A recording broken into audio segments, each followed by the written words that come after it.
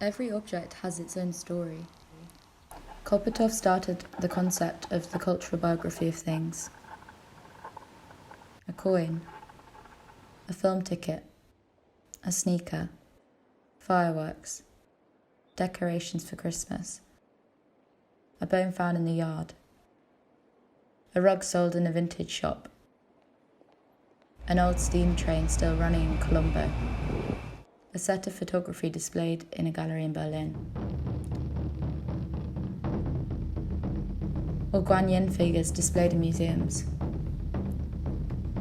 When we stand in front of them, we get to know them at just one point in their existence, their lives behind, their biographies, how they were produced, exchanged, transported, and consumed. Their connections with humans who act in and around their lives. All of these remain unknown without investigation. Considering objects as dynamic entities, they often have the capability of accumulating histories. We found her, EA7982, in a museum. Who is she? She's a Guanyin figure, and she's the Bodhisattva who symbolizes mercy and wisdom in the Buddhist belief. Oh, Buddhism. Could you tell me a bit more about that? How do people feel towards Guanyin in China?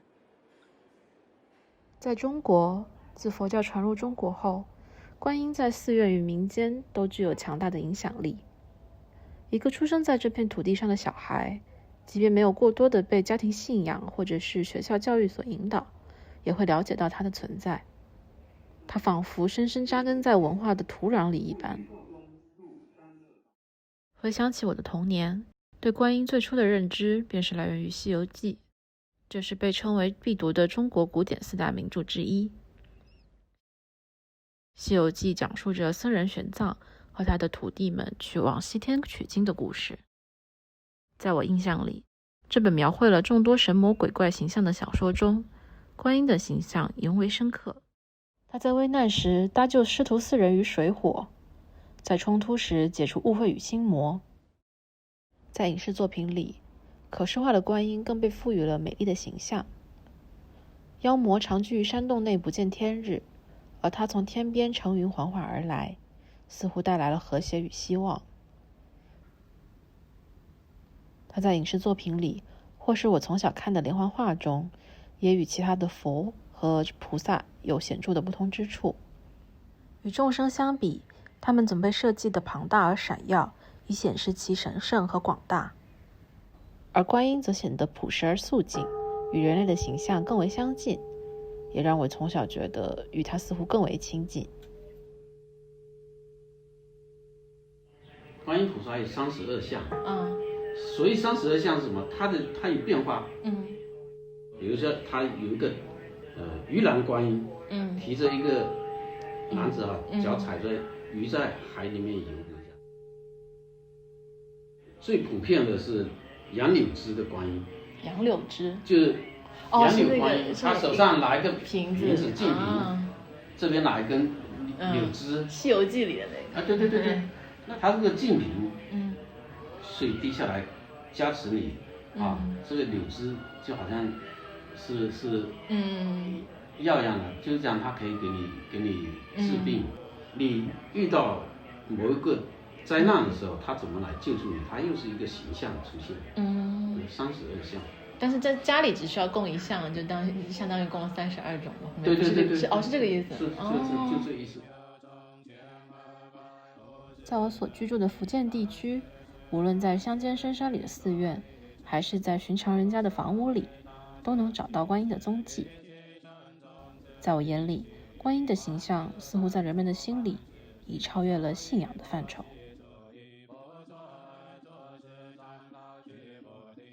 南方就我们这南方地区有人家就是说家里面供养这个佛像，有这个东西放在那里，那所有的天神、地神、鬼，首先看到他家里面在供养这个的话，都维护他，不害他，不让病毒，不让诸横事这个一些不好的事，不进他家门，护卫他，相当于一种气场。对，它这里面就是很多啊，经书是看越有味道。它包括就是说讲时尚的，就是叫人做好事。那也就是说，供他了以后，那个10大愿呢就会教育到人的身上来。对，教育到人上，而且呢，这个就是在保佑着你。明白。所以说，就是比如说像观音，它不仅仅就是保佑你平安，它还会保佑你能够让你去修行，让你能好好的修行，让你能达到你想要达到的境界。对。这个是如意观音。如意，你看他手上拿一个如意，拿一个珠子。玉如意那个就是倡导一切顺遂的那个。对，这在广东潮州请来的。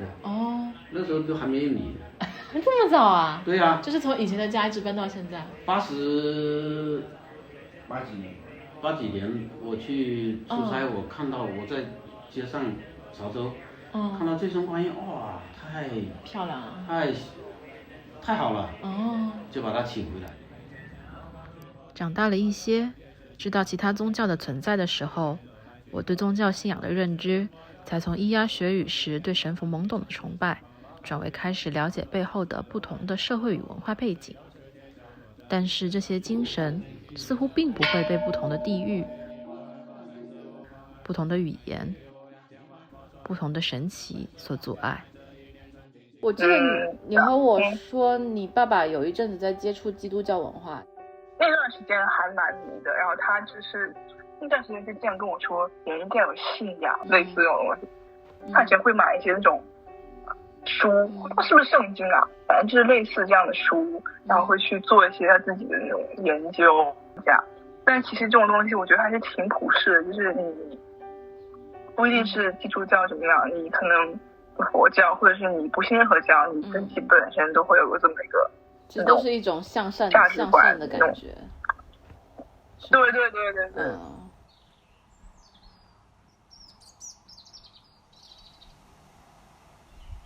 Her life begins in China between 1701 and 1800. Her original provenance beyond this information is unknown.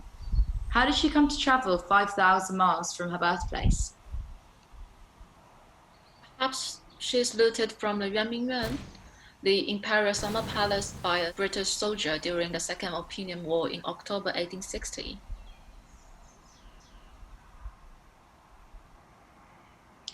Or maybe she's given to a Frenchman by a Buddhist monk and follows a route similar to that of many earlier artifacts, the Silk Road, an ancient trade route that stretches from China through India, Asia Minor, up through Mesopotamia, to Egypt, the African continent, Greece, Rome, and Britain. After the Frenchman dies with no children and the knowledge of her provenance, she is sold at auction in Paris. Or perhaps she is bought by a rich Spanish traveler and carried in a large wooden crate with other artifacts by boat around the bottom of Africa and up through the South Atlantic Ocean into a port in Europe. The traveler's son inherits her and years later gives her as a gift to one of his dear friends.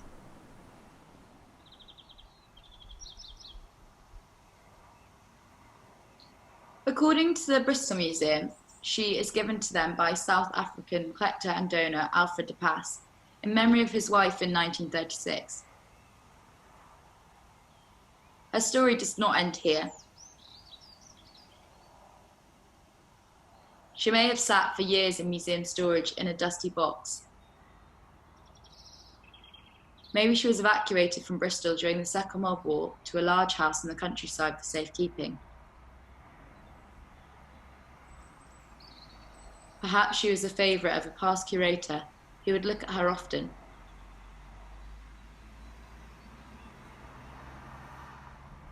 She now sits alongside other Guanyin figures in a dark glass cabinet in the Eastern Art Gallery on the top floor of the museum.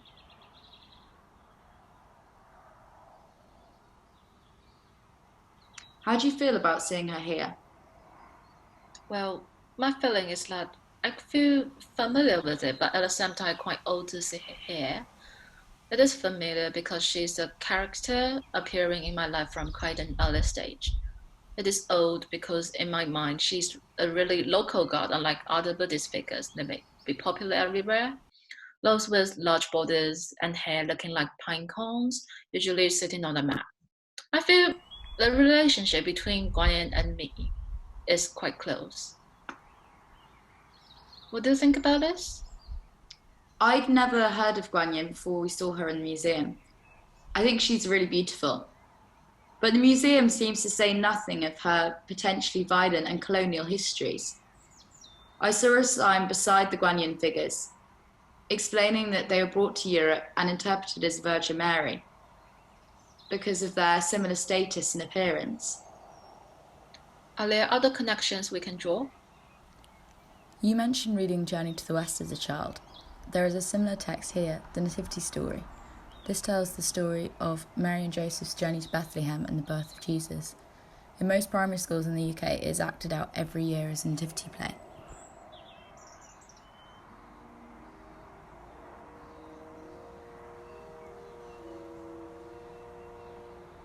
I can remember going to Mass at Our Lady of the Rosary, I think it was called, the church near Cumnor Hill, where we used to live, and watching, there was a little nativity play there, and I don't know whether I was pregnant or whether I had, just become a mum, but I can remember just the emotional impact of seeing someone who was 7 or 8 being the pregnant Mary. mother, labouring to Bethlehem, not getting the room at the inn, having to bed down in the stable, and there was just something so affecting about it, that I don't know, it was really, really poignant.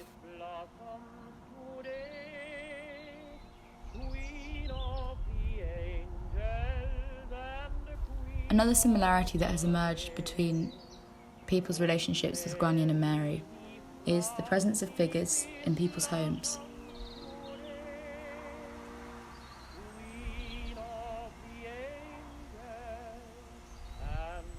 Just at the front door, we've got this, you might not, there's like a tassel hangs down, and it's like an oval picture. I think it is Our Lady of, like the Immaculate Conception one. My dad brought that back from Rome for us, and, we've just always had it in the house. And I've also got another one of, I think it was when Grandad converted to being a Catholic. Uh-huh. And there's Our Lady, and then the body of, after he died, the body of the son's bodies on. We've got that in the windows on the bottom in the stairs. You see, you probably don't notice. Yeah, I think I'm so used to it, I just walk past it, but I'll look next time. Yes, and I mean, our house when I was at home, oh blimey. Was it covered? Well, I wouldn't say covered, but I mean, we did have statues and, things like that all over the place. Uh-huh. Like holy pictures. So yeah, I mean, it's just, the way it's what we were brought up with.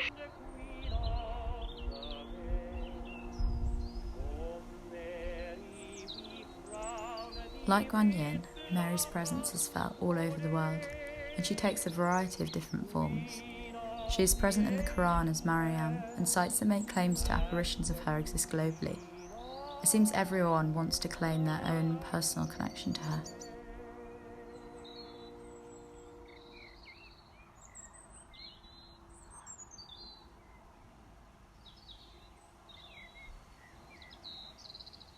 English Catholics believe she has a special connection with Albion, and so we say the Hail Mary after the bidding prayers in our Mass, and that's not something that happens in every country. But there is something that is just global about the Virgin. And I think when I read Marina Warner, Alone of All Her Sex, I realised just how clever it was, whether it was a deliberate strategy or whether it was just a cultural response on the part of people.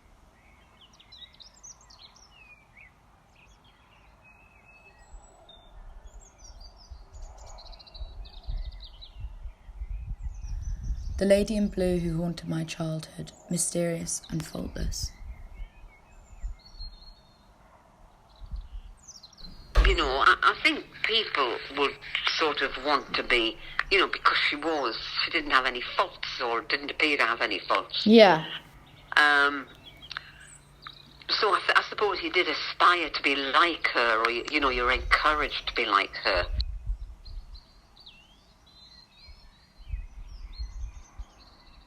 People also interact with Guan Yin and marries in similar ways.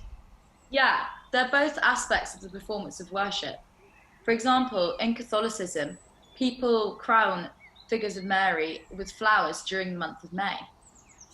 It's similar in Buddhism. People burn incense, leave snacks and fruits in front of Guan Yin.